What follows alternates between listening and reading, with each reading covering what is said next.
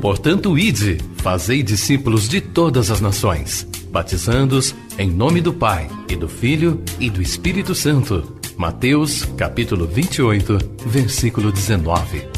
Assim diz o Senhor: quem tem ouvidos para ouvir, ouça o que o Espírito diz às igrejas.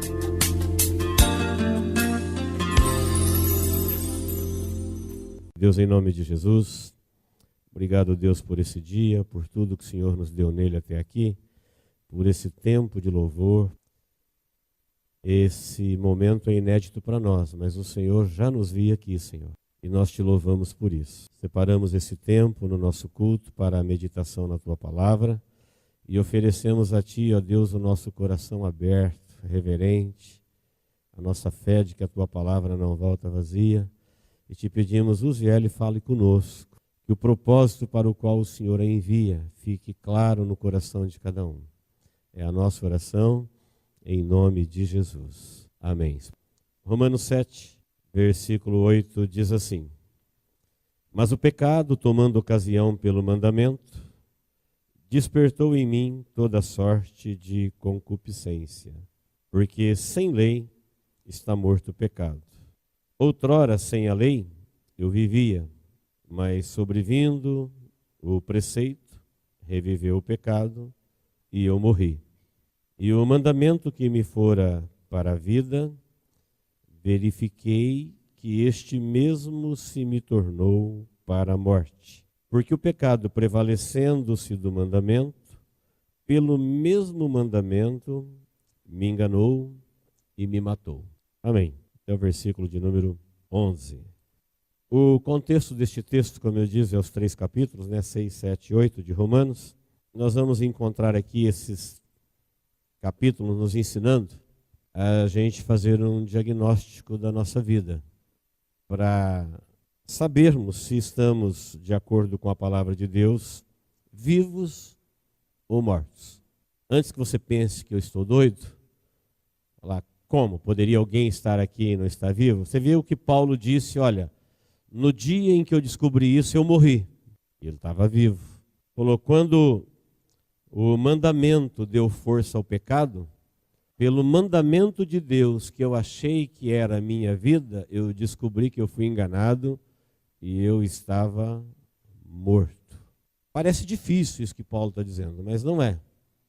É uma questão da gente organizar os pensamentos dele, a revelação, e a gente vai entender o que ele está dizendo.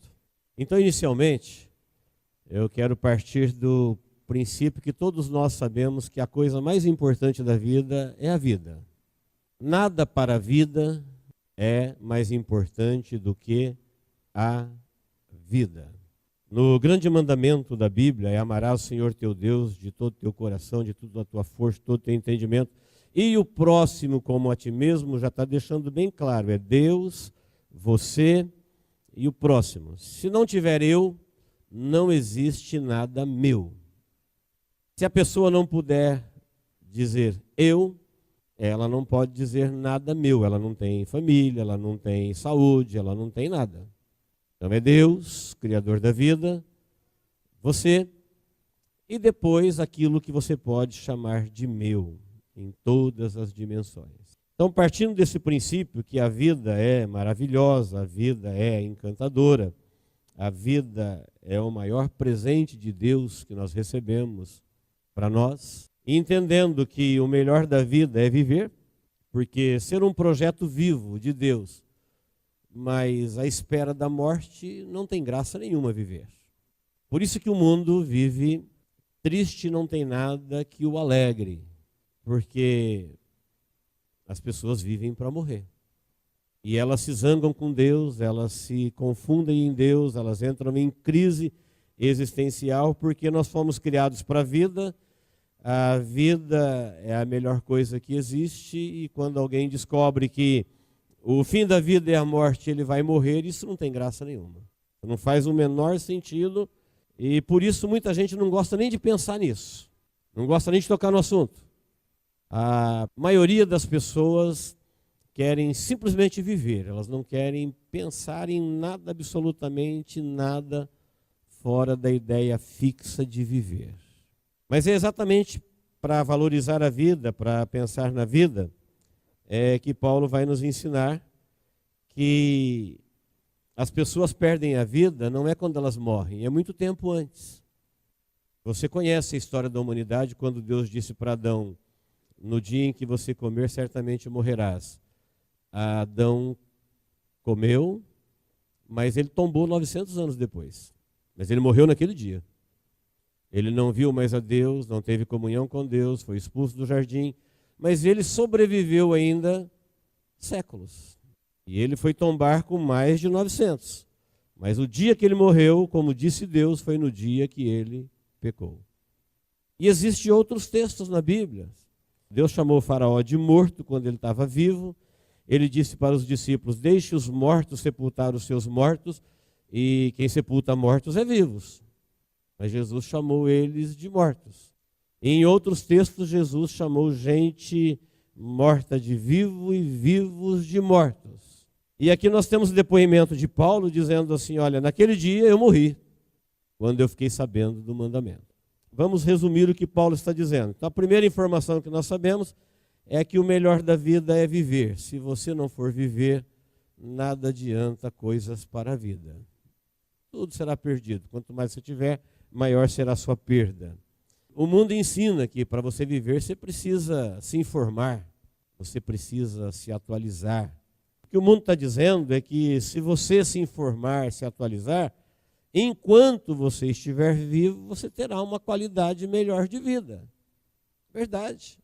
Se você se informar sobre alimentação, você vai ter uma vida melhor do que quem não se informou. Se você se informar sobre segurança, você vai evitar algumas estupidez que pode abreviar sua vida. Se você se informar sobre tecnologia, você vai conseguir um melhor desempenho. Se você se informar sobre qualquer outra coisa, se você se atualizar sobre saúde, você vai evitar a doença. Se você se informar sobre trabalho, você vai valorizar o seu serviço. E o mundo criou uma produção de informações e atualizações que todo mundo hoje vive numa compulsão por se informar e atualizar-se, tentando procurar uma forma de viver melhor. O que as pessoas não sabem, e ninguém nunca saberia se a Bíblia não revelasse, é que isso faz parte de um plano maligno, que é sobrecarregar as pessoas com coisas para a vida, para que elas não tenham tempo de pensar na vida. Porque quando ela pensa na vida, ela pensa em Deus. E ela não pode ter tempo para Deus. Por isso é muito comum, a gente está acostumado com essa informação hoje, das pessoas dizerem para Deus: olha, eu até queria, mas não dá. Se eu conhecesse minha vida, eu até entendo que é importante, mas o Senhor vai entender que não dá. Minha vida é uma loucura. A vida moderna é um agito só. E a gente não vence se informar, a gente não vence se atualizar. Com isso, a vida passa e nós ficamos tão ligados às coisas para a vida e esquecemos da vida. E quando você se esquece da vida, você corre o risco de perdê-la. Romanos capítulo 6, do 1 até o 14, vai nos trazer uma informação importante para nós que estamos vivos. Nós vivemos num mundo em que nós conhecemos a morte. Todos os dias pessoas morrem. Hoje, muitos partiram. Por algum motivo, Deus nos quer aqui ainda. E nós aqui estamos. Mas a Bíblia diz que vida e morte não coabitarão para sempre. É o que você vai encontrar em Romanos capítulo 6. Paulo fala assim: olha, de modo nenhum nós que morremos para o pecado viveremos nele. É um tempo. Mas Deus e o diabo, luz e trevas, o bem e o mal, vida e morte, existirão para sempre, mas não coabitarão. Eles estarão bem distantes um do outro. Quando Paulo fala que vida e morte vão ser separados um dia, haverá uma violenta, uma repentina separação definitiva da vida e da morte, ele procura fazer um diagnóstico da vida dele aqui. É um testemunho dele. Ele quer saber se ele vai estar vivo depois dessa vida ou se ele vai estar morto. Vamos entender, como diz o dicionário, que diagnóstico é uma determinação, é um conhecimento que você tem da doença ou da morte através de exames, sintomas ou sinais. Então, analisando o seu conhecimento, os sintomas e os sinais, você chega a um diagnóstico. E Paulo falando, já que morte e vida vão se separar definitivamente, ele procurou nos seus sintomas, no seu conhecimento, nos seus sinais, um diagnóstico para saber se depois dessa vida ele estaria vivendo na vida ou vivendo na morte. Morto, que é a morte eterna. Então ele faz um diagnóstico de vivo ou morto para sempre. Em Romanos 7, 8 e 11, ele explica para nós quando se morre e quando se vive. Foi o texto que nós lemos, e o texto que antecede, e o texto que sucede. Ele diz que o mandamento de Deus, ou seja, sem o mandamento, sem a lei, o pecado nada é, o pecado está morto. Mas vindo o mandamento, o pecado toma vida. Ele usa até um exemplo da lei dizendo, se o mandamento não dissesse, não cobiçarás, quem cobiça não estava em pecado, não tem mandamento.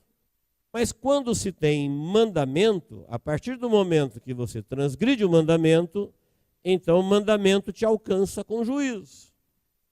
E analisando a vida dele, ele faz uma explicação para a gente, dizendo que quando ele não conhecia Deus e a salvação, ele vivia no pecado, então para ele o pecado não tinha nenhum efeito, ele estava isento.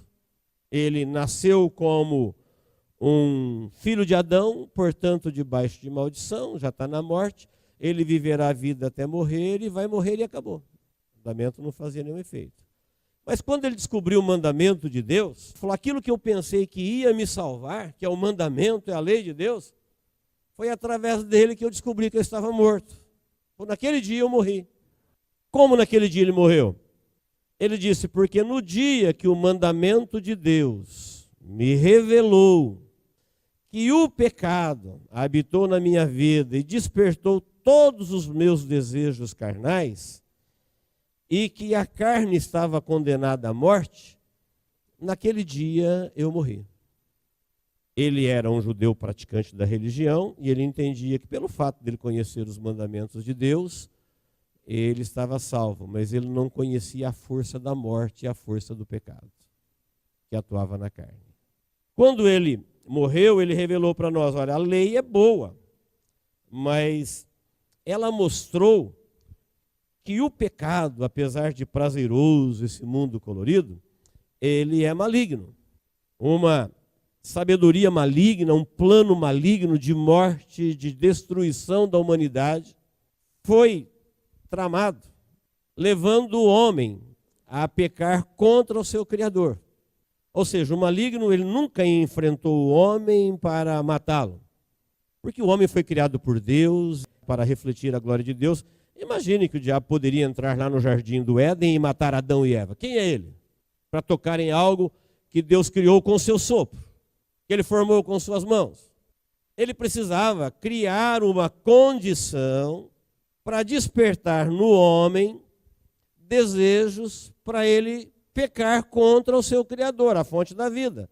Porque o homem não foi somente criado por Deus, mas em Deus. E ele só vive em Deus. Não tem outra forma dele viver. Jesus explicou isso dizendo, eu sou a videira e vós os ramos. O ramo sem mim nada é. Vós não tendes vidas em vós mesmos. E o inimigo, sabendo disso, criou um mundo onde o pecado nem é percebido como pecado. As pessoas já são filhos de Adão, e o pecado é prazeroso, o pecado ele é desejos carnais, então são todas coisas desejadas, e a pessoa não percebe que é pecado, a não ser que ela conhece o mandamento. Quando ela vai conhecer o mandamento, aquilo que ela pensa que seria um mandamento para salvá-la, é um mandamento revelando que ela sempre esteve morta e não sabia. Jesus disse a mesma coisa em João 3,16, quando ele diz, porque Deus amou o mundo de tal maneira que deu seu Filho, para que todo aquele que nele crê não pereça, mas tenha vida eterna. Eu não vim a este mundo para matar ninguém, eu vim a este mundo para salvar. Mas o mundo vai morrer, não é porque eu não quero salvar, é porque eles não querem que eu os salve. A luz veio, mas eles amaram mais as trevas. Se eu não tivesse vindo, pecado não terias, mas porque eu vim, o vosso pecado permanece. Jesus disse, se eu não tivesse vindo, tudo bem, ele nem sabia que estava no pecado e nem pecado cometia, porque ele não sabia, então não tem mandamento. Mas porque eu vim, então agora ele vai ter que explicar para Deus por que ele amou mais as trevas se a luz se manifestou. Agora existe juízo. Foi exatamente isso que aconteceu quando Moisés subiu no monte para falar com Deus, que recebeu os 10 mandamentos. O povo estava tão mergulhado no pecado depois de viver 450 anos no Egito, que eles nem tinham consciência de pecado. Quando Moisés leu os 10 mandamentos, todo mundo disse, estamos mortos. Se Deus mata quem faz isso, estamos mortos. Vamos morrer. Está todo mundo morto. E a ideia da lei era essa, que eles tivessem consciência de que apesar de vivos, tombar era questão de tempo. E morrer eternamente era só até chegar o dia de tombar. Mas isso pode ser mudado, porque uma vez que o mandamento revelou que o pecado, o inimigo encontrou uma forma da criatura pecar contra o Criador. Não é ele que foi lá e matou. Ele instigou, ele planejou. Veja que Eva, ela foi atraída pelos seus desejos, ela viu com consciência dos olhos. Ela desejou, ela pegou, ela comeu e morreu. Teve um ciclo. E Paulo está dizendo, como o pecado despertou os desejos da carne, ele percebeu que ele tinha isso na carne dele. E agora ele conhece o mandamento, então através do mandamento, que é uma coisa maligna, ele falou, nesse dia eu morri. O pecado despertou o desejo da carne de pecar, e a partir do momento que eu cometi os meus próprios pecados, já não é mais pelo pecado de Adão, agora é pelos meus. Naquele dia eu morri. No dia que ele tomou conhecimento disso, ele falou, eu fiquei sabendo que eu estava morto. A partir dali, ele começou uma batalha pela vida, porque foi revelado a ele pelo Espírito, ele está escrevendo para os irmãos de Roma, foi revelado a ele pelo Espírito que por isso que Jesus teve que se encarnar para tomar a forma de uma carne de pecador para vencer o pecado na carne. Jesus venceu o pecado na carne. Não foi no reino do Espírito? Foi. Mas o pecado entrou na nossa vida trazendo a morte para sempre através da carne. Então, se você ler lá em Romanos 8:3, diz, porque o que for é impossível, vou ler para você a lei, porque estava enferma pela carne, isto Deus fez enviando seu próprio Filho, a semelhança de carne pecaminosa, e no tocante ao pecado, e com efeito condenou Deus na carne o pecado. Então Deus veio na forma de carne, e agora ele condenou o pecado. Ele matou o poder do pecado. Quando ele matou o poder do pecado, ele deu a oportunidade, ele fez algo tão poderoso que serve para anular o poder da morte na vida de qualquer um. Ele se fez carne para anular a vitória do pecado em qualquer um que é de carne. Então, queridos, quando ele descobriu que Deus, em Cristo Jesus, se fez carne na forma de carne pecaminosa para matar o pecado na sua fonte, onde ele originou para alcançar a humanidade, ele descobriu agora uma nova lei. Uma lei acima da lei do pecado, que é a lei do Espírito da vida. Então parece que é complicado, mas não é. Ele falou, olha, se nós tivéssemos que nos salvar na carne, não tem como, nós morreríamos e iríamos para o inferno. Porque quem falou que o homem ia morrer é Deus, e Deus é verdadeiro, e o homem tem que morrer. Como o pecado entrou via desejos da carne, então Deus sentenciou que carne e sangue não é do reino dos céus e acabou. E Deus ainda ordenou que enquanto o homem vivesse na carne, todos os dias da sua vida seriam em fadigas. Portanto, não importa a condição social, a beleza, a força, a idade, todo mundo tem suas fadigas. Ninguém consegue viver sem o problema presencial do pecado na vida dele. Aquela vida que você imagina que se você tivesse você não teria problema, você teria problema. Se você encontrar alguém vivendo a vida que você imaginou ter, converse com ele, você vai ver que ele tem problemas. Se você encontrar alguém vivendo uma vida melhor do que aquela que você imaginou que se você vivesse não teria problema, você vai ver que ele tem problema. Porque está ordenado ao homem viver todos os dias da sua vida em fadigas, até que morra. Em fadiga ele vai viver e ele vai morrer.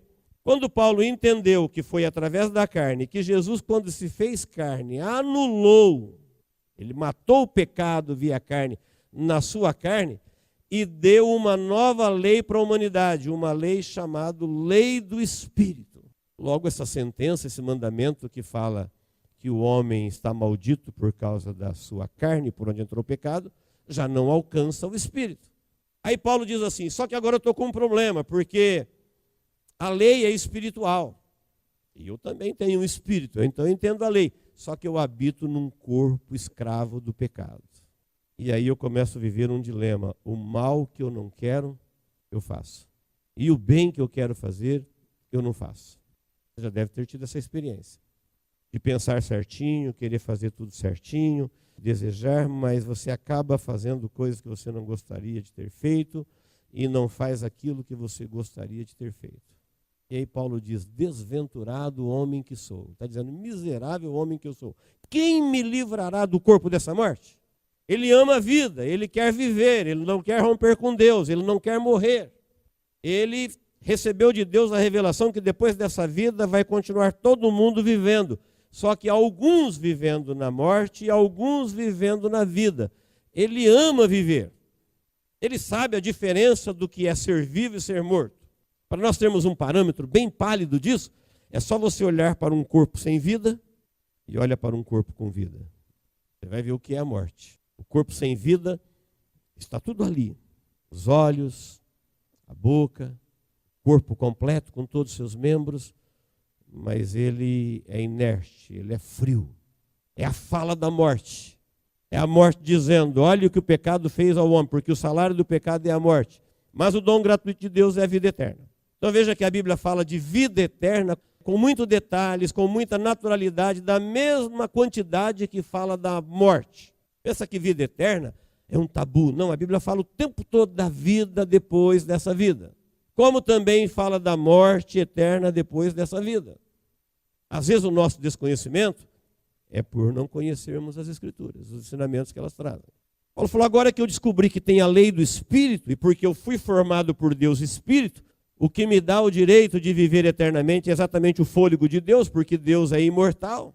A parte que ele pegou da terra é finita, que é o corpo, que é o barro, que ele deu vida. Essa parte foi condenada depois da morte, mas eu tenho espírito, só que eu ainda habito num corpo, eu ainda sou um barro vivo. Eu me sinto uma pessoa desventurada, porque eu quero viver, mas habito num corpo de morte, que não se importa com a vida. Já está sentenciado. Cada dia que passa é um dia que ele chega para um dia mais perto da morte. Desventurado homem que sou, eu não consigo fazer o bem que quero e o mal que eu não quero eu faço. Falou, sabe o que é isso? Isso é um atestado, é um diagnóstico de que o pecado habita em mim. Aí ele entende que ele tem que travar uma guerra, ele, com ele mesmo, ele tem que travar uma guerra, obedecendo agora a lei do Espírito em obediência aos mandamentos do Espírito da vida, e rejeitar os laudos dos desejos carnais, que é por onde você perpetua a morte. Paulo, quando ele falou, quando eu descobri que eu morri, eu percebi que eu morri através dos meus desejos carnais, como aconteceu com Adão e com Eva. E a partir dali, ele conheceu a lei do Espírito da vida, e ele falou, agora eu tenho que travar uma guerra o tempo todo para desobedecer os desejos carnais e me inclinar à obediência ao Espírito da vida, para que eu possa herdar a vida que o Espírito da vida deu a Jesus Cristo. Então preste bem atenção, queridos. Deus, Jesus, Espírito Santo e o Evangelho é o mesmo ontem, hoje e sempre. Nós não. O homem não será o mesmo sempre. Ele pode ter hoje o acesso à vida e amanhã ele pode não ter mais. Depende da obediência. Aí Paulo diz assim, olha, o espírito da vida, aquele que Jesus, quando morreu na cruz do Calvário, que venceu a morte, porque o mundo dos mortos não pôde detê-lo, ele falou, eu sou aquele que fui morto e vivo estou, a morte não pôde detê-lo porque ele não tinha pecado, então ele venceu, porque a morte é o salário do pecado. Aí Paulo diz, esse mesmo espírito que habitou em Jesus, é o espírito que quando ele foi para o céu, ele enviou para habitar em nós. É o mesmo, não tem outro. Ele falou, eu tenho que ir, porque se eu não morrer, eu não vou. Eu tenho que ir, morrer, vencer a morte, eu vou para o Pai. Quando eu for, eu rogarei ao Pai, Ele vos enviará outro Consolador, Ele vai ficar aqui com vocês até o fim. Eu estou em vocês. Aí Paulo diz, aquele mesmo Espírito que Deus enviou quando Jesus foi para o céu, é Ele que habita em nós e nos impulsiona no nosso espírito para as coisas de Deus. Enquanto que nós continuamos habitando no nosso corpo carnal, nos impulsionando para a carne o tempo todo. Aí você vai ler em Romanos 6, ele dizendo assim, olha, não reine o pecado no vosso corpo mortal. Isso no versículo 12. Depois 6,13 ele vai dizer, não ofereça os membros do seu corpo carnal mortal para o pecado. Depois no 14 ele vai dizer, o pecado não tenha domínio sobre vós. Porque a carne pende para a morte, porque a carne é inimizade contra Deus, porque a carne, ela não tem interesse em Deus. Mas a carne, ela fala forte dentro de nós, principalmente para quem não tem o espírito vivificado. Porque a palavra de Deus, ela nos alimenta via espírito. A nossa carne, quem não tem o espírito de Deus, não tem o menor paladar pelas coisas do espírito. E aí Paulo diz assim, quando você entra numa luta para sujeitar o teu espírito às coisas de Deus, porque o espírito é seu, para obedecer o Espírito Santo de Deus que habita em você, para te levar a fazer o bem que você quer e não o mal que você não quer, porque quando você o tempo todo percebe que o que você quer fazer você não consegue, o Espírito te fala para você, você precisa fazer, e você não consegue. E aquilo que o Espírito diz para você, você não pode fazer, você não pode fazer, você não pode fazer, e você faz, ele falou, isso é uma evidência, um diagnóstico de que o pecado está reinando em você. Ele está habitando. Nós moramos numa casa pecadora e habitamos num mundo em que o pecado habita, mas ele não pode mais reinar dentro de nós, porque Jesus o destruiu. E agora nós vivemos na lei do Espírito da vida. Então Paulo vai dizer assim, olha, se você obedecer à carne, isso por um momento vai te dar uma vida prazerosa. Pecar é gostoso. Todo pecado é prazeroso. Qualquer um, a vagabundice é boa, a gula é boa, a perversão dos valores, a carne gosta. Isso não tem valor moral e nem espiritual, mas a carne gosta. E a carne de todo mundo. Quando a carne não gosta é porque ela está sujeita ao Espírito. Então, dominada por uma lei superior, a carne sendo conduzida num cabresto curtinho, sob domínio, você dizendo para ela, olha, quem manda aqui não é você, eu não sou um corpo, eu habito num corpo, que vai terminar numa cova ou num lugar qualquer morto. E quando o meu corpo cair, eu vou continuar vivo. E eu vou receber um outro corpo, ou um corpo de glória como o de Jesus Cristo, ou um corpo de vergonha e horror eterno, que é de morte. Portanto, eu não vou obedecê-lo, porque ele vai virar pó e ele não está nem aí com isso. Quem tem que se importar com isso sou eu. Eu que tenho que fazer esse diagnóstico da minha vida e você da sua. Paulo ainda faz um incentivo aqui dizendo, olha, na carne você vai pecar, e todo o seu pecado no final da sua vida será para a sua vergonha, e ainda você vai herdar a morte eterna. Tudo que for pecado, no fim da sua vida, você vai se envergonhar dele. É o que ele está dizendo no versículo 21. Bem? 6, 21. Ele está dizendo, naquele tempo, que resultado escolhestes? Somente as coisas que agora vos envergonhais, e por fim delas, a morte. Mas se nós obedecermos o Espírito, ele diz, agora, porém, libertados do pecado, transformados em servos de Deus, tendes o fruto para a santificação e, por fim, a vida eterna. Olha como isso é importante para a vida. Ele falou, o pecado, ele traz prazer carnal, mas no fim você vai se envergonhar de tudo que fez e vai herdar a morte eterna, vai sofrer as consequências. Já quando você é transformado pelo Espírito de Deus, se torna servo de Jesus, do Espírito da vida, em vez de você fazer coisas que você vai se envergonhar um dia, o Espírito vai te conduzir para a santificação. Santificação não tem nada a ver com beatificação, de você ficar sisudo, carrancudo, mal educado. Não, a santificação é fidelidade a Deus. Santo quer dizer separado para Ele, só dele. Uma vida que não tem vários amores, só tem um, santo. Você tem uma vida que veio de Deus e Ele deu a vida do Filho dele para resgatar ela e você deu a sua para Ele e, portanto, você tem certeza que Ele te ama e você o ama também e você não precisa de outros deuses, de outros amores. Então você vai se santificar e isso vai gerar honra e, por fim, a vida eterna. Não vai gerar nada que você venha se envergonhar um dia. Honra e, por fim, a vida eterna. Então, queridos, quando chega no capítulo 8 de Romanos, Paulo fala da lei do Espírito da vida. Ele diz, olha, a morte do corpo e a vida do Espírito. Então ele diz, a carne pende para a morte. Sabe, o prato da balança que pende? Então a carne cogita coisas da morte. Não cogita coisas de vida, porque ela não tem vida depois da morte. Então ela não pensa em nada. Acontece que a nossa origem, se você nunca ouviu isso, não sabia disso, aprenda isso. A nossa origem é celestial. Nós somos planejados no eterno passado, antes da fundação do mundo, num conselho divino. E nós somos originados no rio das intenções de Deus. A nossa origem é celestial. Como a nossa carne é terrena, ela só pensa nas coisas daqui. Paulo falou, se a gente for relacionar com Deus pensando nas coisas daqui, nós somos mais miseráveis de todos os homens. A nossa origem é celestial. E quando Jesus veio para nos resgatar do pecado e da morte, Ele veio para nos levar de volta para onde nós nunca deveríamos ter saído. E agora, para satisfazer a justiça de Deus, de que Ele disse que o homem morrerá, Ele criou a lei do Espírito da vida.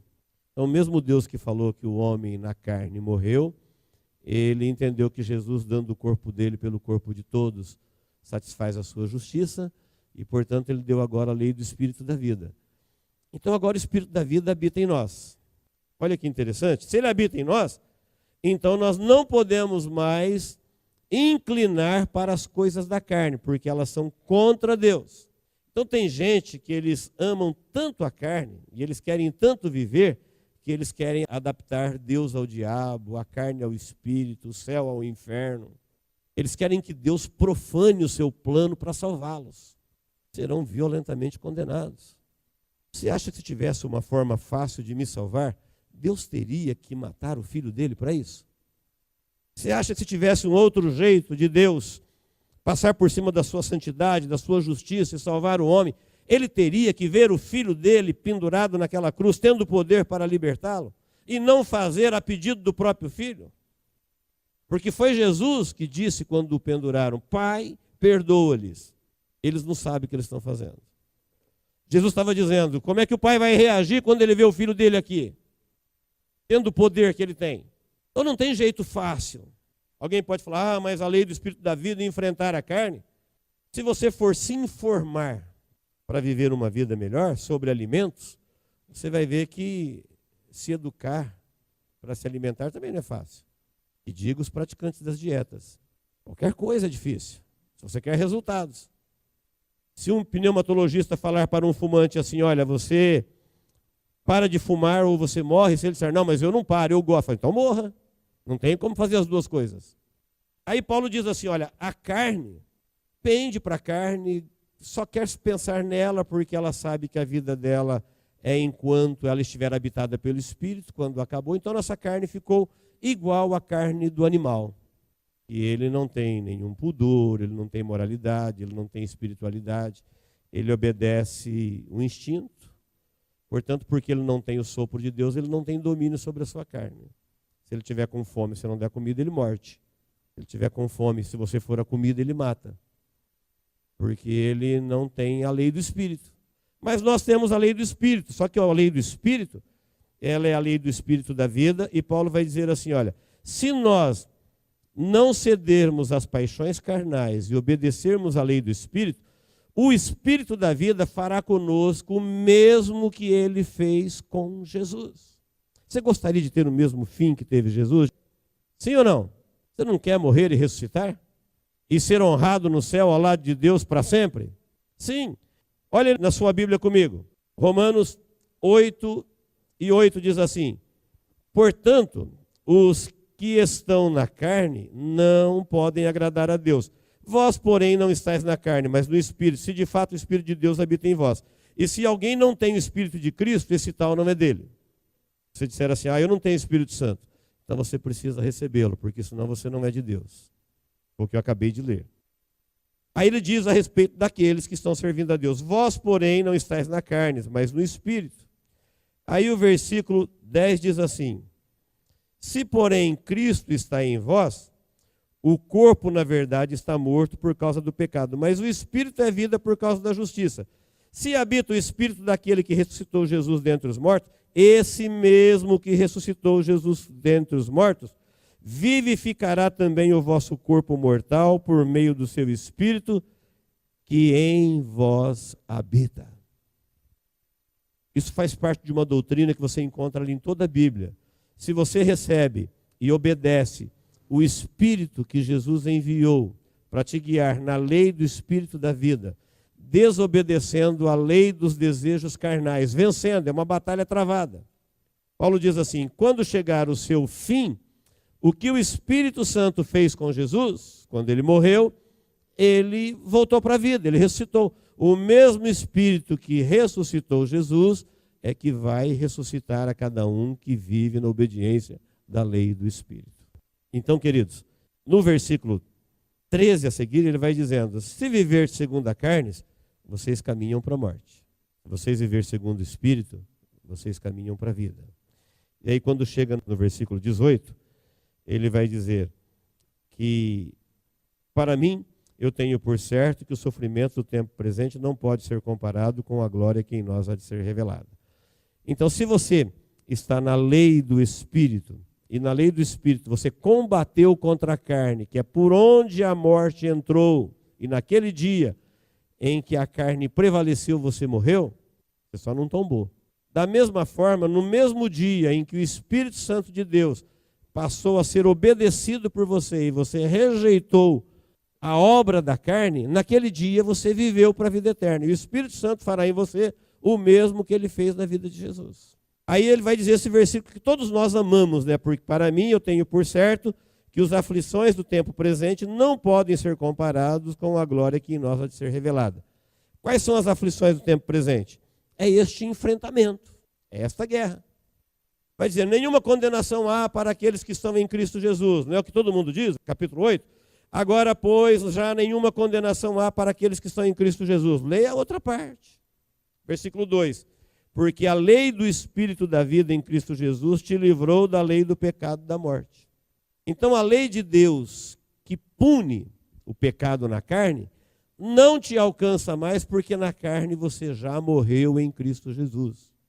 No dia em que Jesus morreu por nós na cruz do Calvário, naquele dia, é como se Deus tivesse olhado para a minha vida, me julgou, me condenou e me matou em Cristo Jesus. E me deu uma nova oportunidade de viver agora, seguindo a lei do Espírito da vida. Se eu voltar a seguir a lei da carne, já não resta mais sacrifício pelo pecado. Hebreus diz assim: se deliberadamente pecarmos, depois de ultrajar o Espírito da graça, já não resta mais sacrifício pelo pecado, e sim uma expectativa horrenda de juízo. Queridos, assunto seríssimo, mas porém abençoador. Porque Paulo vai dizer, as aflições do tempo presente, quais são as aflições? As aflições de você saber que você habita num corpo de pecado, mas você não quer se render a ele.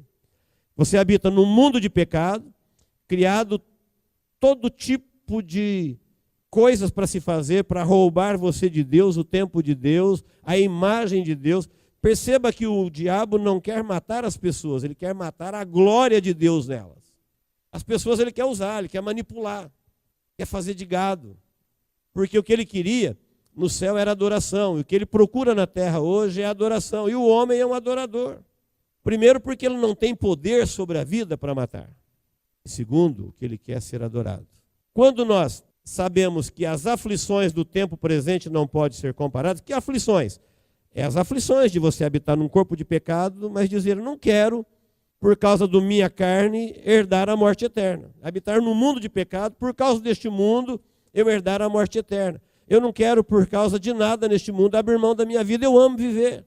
Eu quero viver. Jesus quer me dar a vida. Eu quero viver. Então, nós vamos enfrentar as aflições do tempo presente. Quando nós chegarmos na glória e ver a recompensa desta batalha, vai se cumprir isso. Olha, as aflições do tempo presente não são para comparar com a glória que nós há de ser revelada. Porque disse Paulo, se Deus nos deu o Espírito que habitou em Jesus, se Deus enviou o Filho dele, não poupou o Filho dele para me salvar, e agora, pelo mesmo Espírito, nós vamos morar com Deus e seremos herdeiros de Deus em Cristo Jesus. Você tem ideia do que Cristo Jesus herdou? A Bíblia diz que tudo que foi afetado pelo pecado seria destruído. Tudo que Deus a criou e o pecado afetou seria destruído. Não foi destruído porque Jesus sustentou para remir com seu sangue. E tudo que ele sustentou e remiu, o Pai disse, é seu. E tudo que ele fez, ele disse para a igreja, é seu. Por isso Paulo diz, se ele nos deu seu filho, o que ele nos negará? Se ele nos deu o seu próprio filho, tem alguma coisa na herança de Jesus no céu que será negado àqueles que viverão para sempre? Ele disse, não. Portanto, essa separação de vivos e mortos, ela é bem mais feia do que essa que eu acabei de falar de um corpo vivo e um corpo morto. Porque num lugar haverá uma glória indizível e no outro lugar haverá uma vida horrível. Que a Bíblia descreve como pranto, choro e ranger de dentes para todo sempre. Quando as pessoas vão para lá? Quando morrem? Não. Elas vão para lá quando elas descobrem o mandamento, e o mandamento diz, olha, isso é pecado, e elas não obedecem o mandamento. Paulo falou, sabe que dia que eu morri? Quando eu descobri o mandamento de Deus. Quando o mandamento de Deus falou, quem pratica esses atos carnais, desejos pecaminosos na vida, não obedecendo à lei do Espírito da vida, está morto, foi naquele dia eu morri. Antes disso eu estava morto e não sabia que existia vida. Naquele dia, quando eu pensei que eu ia encontrar a vida, o pecado me enganou, o diabo se aproveitou do poder do pecado, levando o homem a pecar contra Deus, e me enganou, e eu, em vez de herdar a vida, eu herdei a morte. Até que ele conheceu o Espírito Santo de Deus, que revelou para ele tudo isso que nós acabamos de falar. Então, queridos, a Bíblia deixa claro que entre os 7 bilhões de pessoas que estão habitando na Terra hoje, nós podemos dizer que muitos estão vivos para sempre, inclusive os que morreram, e a grande maioria já estão mortos para sempre. Não se assuste com a informação, é uma revelação de Deus. É só questão de tempo. Por que eles estão mortos? Porque eles não receberam o Espírito da vida. O Espírito da vida é o mesmo Espírito Santo que operou na vida de Jesus, que Jesus, quando foi para o céu, falou, eu vou enviar o meu Espírito, ele vai ficar convosco, e ele vai convencer o mundo do pecado, do juízo, da justiça. E ele vai habitar em vocês, e vai ficar com vocês até o dia em que o arrebatamento ocorrer, em que os mortos vão ressuscitar primeiro, e os vivos serão transformados. Quem tem o Espírito da vida, ele não está mais sujeito à lei do Espírito, à lei do pecado da carne. Portanto, a lei da maldição da morte não o alcança. Mas aquele que vive na carne está morto. É questão de tempo. Por isso vale a pena nós fazermos um diagnóstico de vivo ou morto. Vivo ou morto depois dessa vida. Porque é uma certeza que a Bíblia te dá. Você pode perceber no seu próprio corpo os sinais vitais do Espírito da vida. É uma experiência cristã. Isso não tem nada a ver com religião. Quem fala de religião não fala disso. Religião, ao contrário, religião é lugar da pessoa se distanciar de Deus. Isso é prática cristã. Eu disse domingo passado e repito hoje. Você pode amanhã ter uma experiência com Deus, de encontrar sinais vitais do Espírito Santo na sua vida, hoje, agora, depois do culto, a qualquer momento. É você falar com Ele, é você sentir Ele, é você perceber Ele, o tempo todo, a qualquer momento. Você não precisa olhar para cima, para a esquerda, não, Ele está, Ele habita, a qualquer momento. Ele é o Espírito da vida, portanto, Ele está vivo, Ele habita, você pode conversar com Ele, sentir Ele. Não é só quando a gente está na igreja, na comunhão. Não, Ele habita em você, você vai sentir. Esse Espírito da vida é o seu certificado de garantia que você passará ileso pela morte. Todo mundo quer entrar no céu quando morrer, mas o reino dos céus está na terra, você tem que entrar nele na terra. Todo mundo quer se encontrar com Deus quando ele não tiver uma outra oportunidade, mas você só se encontra com Deus quando você aceita a sua única oportunidade. Viver a lei do Espírito da vida. É engano da religião falar, não, está todo mundo salvo. Quando a trombeta tocar, o Espírito Santo vai arrebatar a igreja. Que igreja que ele vai arrebatar? A igreja que ele habita nela. A igreja que ele habita nela não é a igreja que eu vou, é a igreja que eu sou. E essa igreja que você está viva? Tem culto? Tem louvor? Tem sinais de vida? Tem santificação? Tem adoração? Tem comunhão? O amor é recíproco. Você deu a tua vida para quem deu a vida para você. Essa igreja que você é boa, é viva. Que a igreja que eu vou não importa. Eu não fui chamado, nós não fomos chamados para ir, nós somos chamados para ser. Templo do Espírito Santo de Deus. E se você é um templo vivo, então, queridos, deixa o mundo convulsionar. Quando chegar a tua hora, nada de errado vai te acontecer. O que pode acontecer de errado com quem está salvo? O que pode acontecer de bom com quem está perdido?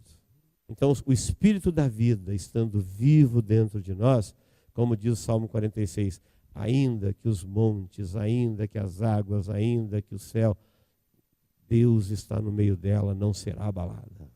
Ainda que aconteça o que acontecer, o Senhor diz, serei exaltado entre as nações. O mundo conhecerá o sacrifício de Jesus na cruz do Calvário para nos dar o Espírito da vida, para vencermos o pecado da carne, para nos levar a crer e a obedecer e, como disse Paulo, lutar. Lutar. Habito num corpo de pecado, mas eu não tenho que ser sujeito a ele. Habito num mundo de pecado, mas eu não tenho que ser sujeito a ele. Nós estamos sujeitos à lei do Espírito da vida. É ele que nos conduz dia a dia em santificação, a corresponder ao amor de Jesus. Assim como nós falamos o tempo todo, Deus é fiel, amém. Precisamos também ser fiéis. Temos que corresponder. O Espírito vai nos conduzir dia a dia a isso. Amém, irmãos? Que Deus nos abençoe em Cristo Jesus. Eu quero orar com você. Vamos ter um momento de oração. Eu quero que você agora coloque diante de Deus, como quem acabou de ouvir uma palavra dele. E quando Deus fala, Ele também quer te ouvir. Se você tem alguma coisa a dizer a Ele agora, tenha plena certeza que Ele está te ouvindo.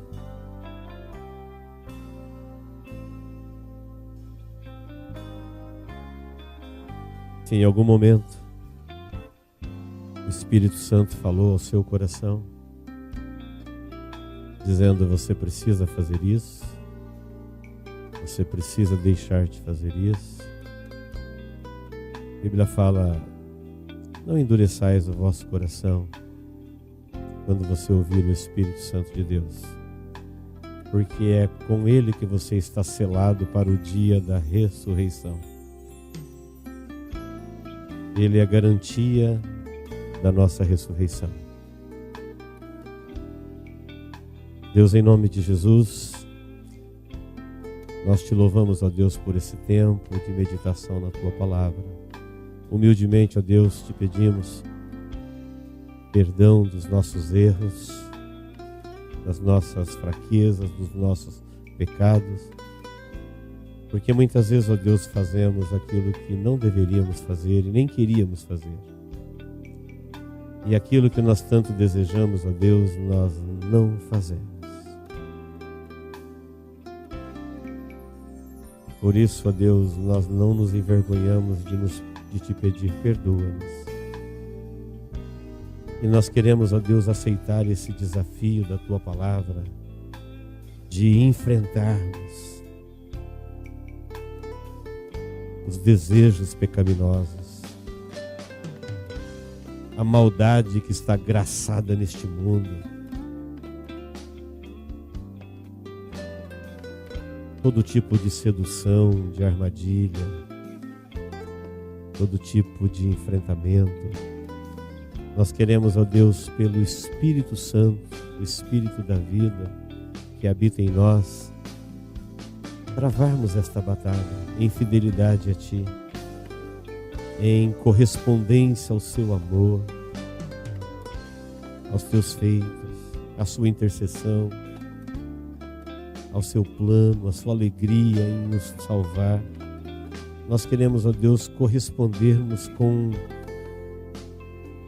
lutas, com batalhas contra todo tipo de ferramenta que tenta nos tirar da Sua presença. Queremos, ó Deus, a uma só voz, a um só coração, nos rendermos à santificação, renovar o nosso amor, confessar o nosso amor, valorizar, ó Deus, este tão grande amor que nós podemos sentir na nossa vida, manifestado por nós em Cristo Jesus, revelado pelo Teu Espírito Santo. Se tem aqui alguém, Deus, ainda endurecido, incrédulo, distante, Espírito Santo de Deus, eu te peço, opere nessa vida agora. Ninguém pode te resistir ao Espírito Santo. Deus tem poder para vencer a dureza, o engano, o encantamento do mundo, a sedução do mundo, a prisão do pecado. Aqueles, ó Deus, que estão presos no pecado. Eu te peço, Pai, em nome de Jesus, que venha a libertação para a vida deles hoje. Que sejamos um povo, ó Deus, que o Senhor tenha prazer, alegria em habitar no meio deles. Um povo, ó Deus, que oferece a Ti louvor e adoração de todo o coração. Pai, é no nome de Jesus. Entra, Senhor, poderosamente na história da vida de cada um. Faça os Teus feitos. Opere o Teu querer. Que a Tua vontade, o Teu plano, o Teu propósito, ó Deus, sejam cumpridos. E tudo aquilo que foi feito, ó Deus, que foi aceito, na ignorância, na rebeldia, na fraqueza, sejam desfeitos agora pelo poder que há no nome de Jesus. Sejam rompidos todos os impedimentos no poder que há no nome de Jesus. E que um novo tempo se instaure. Que um novo tempo comece, ó Deus, para todos nós que fomos congregados pelo Teu Espírito para oferecermos a Ti, ó Deus, o nosso culto vivo, o nosso culto alegre, o nosso culto racional. Em nome de Jesus oramos, ó Deus. Amém.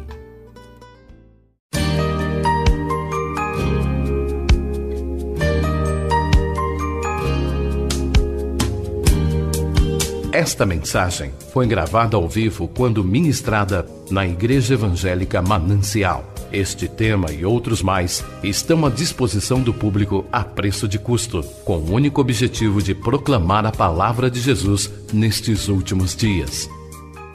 Adquira, ouça, creia, pratique e presenteie alguém que você ama com esta mensagem, a palavra de Deus.